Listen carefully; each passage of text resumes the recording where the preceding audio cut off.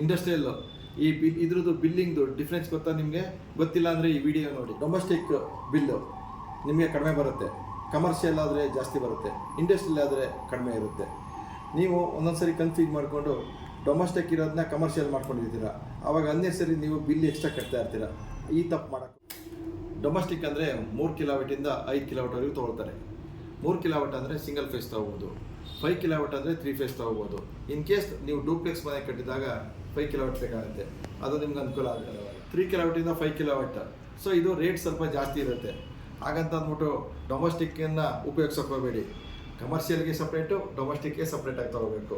ಆವಾಗ ನಿಮಗೆ ಬಿಲ್ಲಲ್ಲಿ ವೇರಿಯೇಷನ್ ಬರುತ್ತೆ. ನನ್ನ ಹೆಸರು BS Chandrakumar, Surabhi electrical proprietor. ಈ ಥರ ಮಿಸ್ಟೇಕ್ ಆಗಬಾರ್ದು ಅನ್ನೋದಾದರೆ ಈ ನಂಬರ್ಗೆ ಫೋನ್ ಮಾಡಿ ಅಥವಾ ವಾಟ್ಸಪ್ ಮಾಡಿ.